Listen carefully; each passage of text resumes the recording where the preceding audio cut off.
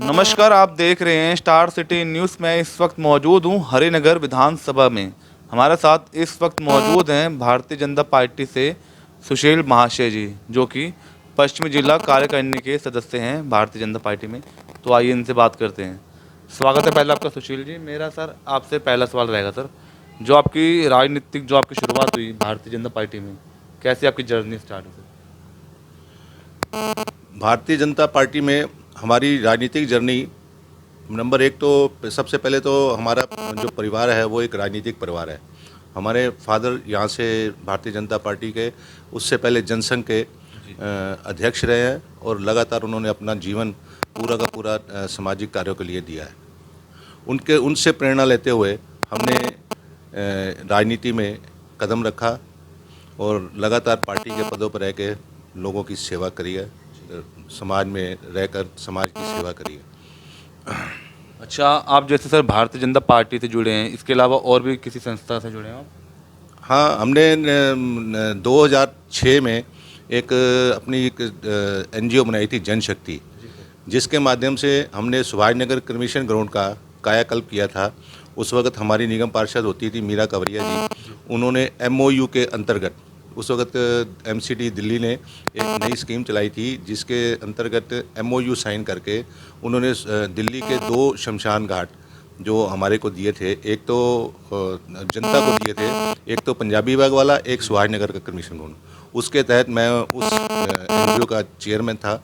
उसके तहत हमने पूरी शमशान का कायाकल्प किया। आप जाएं तो जाके देख सकते हैं। उसकी शुरुआत मेरे हाथों से ही हुई है, हमारी संस्था ने की है, जनशक्ति। इसके अलावा भी कोई एक्टिविटी सर आपके राजनीति से मैं जुड़ी थी? पार्टी में लगातार कार्यरत रहा हूँ। सन 1994 में भारतीय जनता युवा मोर्चा पश्चिमी जिला में मंत्री के पद पे था। उसके बाद लगातार 6 साल में भारतीय जनता युवा मोर्चा पश्चिमी जिला में वाइस प्रेसिडेंट की उसके ऊपर रहा।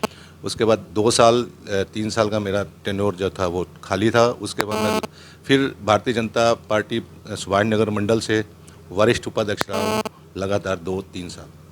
अच्छा सुशील महाशय जी, जैसे कि आज की जो सरकार है आम आदमी पार्टी, लगभग जो वादे करे पानी, बिजली, शिक्षा, स्वास्थ्य पे, उसके बावजूद भी सर उस पार्टी का आज विरोध हो रहा है। देखिए, जहाँ तक आप आम आदमी पार्टी की बात कर रहे हैं, आम आदमी पार्टी का जो उद्गम है, उद्गम का मतलब जो स्टार्टिंग है वो ही करप्शन से चालू हुई है। एक बुजुर्ग आदमी, एक स्वतंत्रता सेनानी को इतना बड़ा धोखा देके उसको ये बोलना कि हम राजनीति में एंटर नहीं करेंगे, राजनीति में कभी नहीं जाएंगे, उसको धोखा देके और पार्टी बना लेना और उसके बाद मुख्यमंत्री बन जाना और सब कुछ कह देना। रामलीला मैदान में जब इन्होंने एजिटेशन किया तो उसमें इन्होंने तब बिल्कुल साफ कहा था कि हम राजनीति पार्टी नहीं बनाएंगे। अन्ना आंदोलन के बाद इन्होंने पार्टी बनाई। पार्टी बनाने के इनको उन्होंने बोला जी हम वीआईपी कल्चर से कोसों दूर रहेंगे, हम वीआईपी कल्चर को हाथ नहीं लगाएंगे। उसके बाद उन्होंने वही वीआईपी कल्चर सारा अपनाया। आज उनकी कोठियों में स्विमिंग पूल भी हैं, पर्सनल स्विमिंग पूल हैं और बड़े बड़े वादे करते हैं। उसके बाद वो वादे नहीं, बातें झूठ बोलते हैं। इन सारी बातों से देखते हुए आप क्या सोचते हैं कि लोग उनका साथ देंगे? हमारे हिसाब से तो जो केजरीवाल है उनका वो स्वरूप है। अगर आप लोगों ने सुना हो, एक नटवरलाल हुआ करता था जो एक जगह बैठ के एक वादा करके जाता था, दूसरी जगह दूसरा वादा करता था। ना पहले वाला निभाता था ना दूसरा निभाता था। ये तो अरविंद केजरीवाल जो आज उसका जो स्वरूप है वो तो नटवरलाल जैसा है। जो दिल्ली में उसने वादे किए हैं, शिक्षा शिक्षा शिक्षा शिक्षा करे जा रहे हैं सारे हिंदुस्तान में कि जी मैं वर्ल्ड में मेरी शिक्षा का मॉडल है। आप जाके देखें ना, अगर शिक्षा का इतना मॉडल उसका बढ़िया है केजरीवाल का, तो उसके कैबिनेट के, उसके विधायक के बच्चे क्यों नहीं पढ़ते उसके स्कूलों में? वो क्यों जाते हैं कॉन्वेंट स्कूलों में? और इसके बाद जो उन्होंने शराब नीति बनाई। आप एक बात बताइए, अभी पिछले दिनों आपने मारवा का वो देखा, स्टिंग ऑपरेशन देखा, क्या था उसमें? मारवा बिल्कुल स्पष्ट शब्दों में ये कह रहा है कि इन्होंने हमारे को 2% से कमीशन हमारी 12% करी है। 12% करने के बाद जो 6% हमारे से नंबर 2 में लेने का किया, हमारे लिए सबसे ज़्यादा मुसीबत वो थी। आप ये सोच सकते हैं कि ये केजरीवाल की सरकार है जो इतने वादे करके आई, अपने आप को राजा हरीशचंद्र समझती थी कि हम बिल्कुल सीधे हैं, हम कट्टर ईमानदार हैं। कट्टर ईमानदारी, ये कट्टर ईमानदारी की बात है। अच्छा, मेरा साथ सवाल है आपसे, जैसे महंगाई लगातार बढ़ती जा रही है, बेरोजगारी तो लगातार आप देख ही रहे हैं सर, रोजगार की आज जो कमी होती जा रही है, इस पर कोई भी सरकार, चाहे केंद्र हो चाहे दिल्ली सरकार हो, इस पर किसी का ध्यान नहीं सर इन मुद्दों पे। नहीं, देखिए, इस महंगाई की कहें या उसकी कहें, इसमें एक सबसे बड़ा जो रोल आ रहा है वो इंटरनेशनल उसका भी आ रहा है, क्योंकि पूरे वर्ल्ड में इस वक्त महंगाई है। आप सिर्फ ये देखो, लोग कई बार ये बोलते हैं कि जी रुपये की कीमत डाउन है। रुपये की कीमत डाउन नहीं है, रुपये की कीमत सिर्फ डॉलर के मजबूत होने से रुपये की कीमत डाउन है। अदरवाइज रुपये की कीमत आप रूबल से मिला लीजिए, दिनार से मिला लीजिए, और किसी करेंसी से मिला लीजिए, रुपया हमेशा सबसे स्ट्रांग है। तो अब महंगाई की बात, महंगाई तो पूरे वर्ल्ड में है इस वक्त, और हमारे मोदी जी या हमारी जो वित्त मंत्री हैं वो इस वक्त बड़ी ही सजग उससे देख के ये सारे कार्य कर रही हैं। फिर भी महंगाई को इन्होंने बहुत तरीके से कंट्रोल कर रखा है। महंगाई के लिए सबसे दूसरा मुद्दा जो है, हमारे यहाँ 2.5 साल तक कोरोना रहा है। कोरोना का एक वजह है, कोरोना सबसे बड़ी वजह है जो हमारे यहाँ महंगाई है। हमारी अर्थव्यवस्था को थोड़ा सा हिलाया तो कोरोना ने लाया, क्योंकि पिछले 3 साल लगातार मोदी जी ने 80 करोड़ लोगों को लगातार भोजन वितरित करना फ्री में, ये भी हमारी अर्थव्यवस्था पर असर डालती है। तो जो तो पढ़े लिखे लोग हैं, समझदार हैं, जो ये जानते हैं, जिनको मोदी जी के ऊपर पूरा ट्रस्ट है, वो लोग इस महंगाई को भी थोड़ा बहुत जो है उसको बर्दाश्त कर रहे हैं। कारण उनको मालूम है कि 80 करोड़ लोगों को 3 साल तक लगातार फ्री में भोजन कराना ये कोई छोटी बात नहीं है। तो अब धीरे धीरे इस परिस्थितियों से हम बाहर निकल रहे हैं, और हमें पूरा विश्वास है मोदी जी के नेतृत्व में हमारा देश 4 गुना तरक्की करेगा, और ये जो बेरोजगारी है और जो महंगाई है इसको हमारी सरकार बड़ी जल्द कंट्रोल करेगी। अच्छा सुशील जी, जैसे आपकी हरिनगर कॉन्स्टिट्यूंसी है, यहाँ के जो विधायक हैं और आज के जो क्षेत्र के हालात हैं कैसे हैं? देखिए जी, विधायक की बात करोगे तो हम ये सुभाष नगर में रहते हैं, उनके अंडर आता है। हमने आज तक उनका एक भी राउंड नहीं देखा। हमारे बल्ली जो होते, जब बीजेपी का राज होता था, हमारे विधायक थे, जब हमारी पार्टी की शुरू से एक कार्य करने की एक पद्धति अलग से है।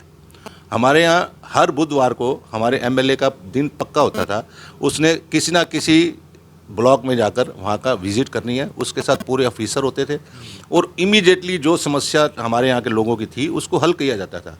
आज हमने तो 2 साल होने वाले हैं, 2.5 साल, हमने एमएलए की शक्ल नहीं देखी अपने इलाके में। क्या कमी है सर आपके क्षेत्र में, क्या हालात हैं, समस्याएं? हमारे क्षेत्र में सबसे समस्या ये है कि पानी गंदा आता है।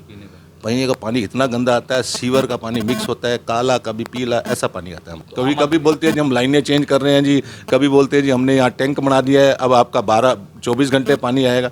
कोई पानी 24 घंटे नहीं आया, वही जो आज से 20 साल पहले 2 घंटे शाम को 2 घंटे सुबह आता था, वही है। सिर्फ खोखले वादे आके करे केजरीवाल सरकार ने कि 24 घंटे पानी आएगा, 24 घंटे साफ़ सुथरा पानी देंगे, कुछ नहीं है। वही 20 साल पहले जो 2 घंटे 1.5 घंटा पानी शाम को आता था, 1.5 घंटा सुबह आता है, वही आता है।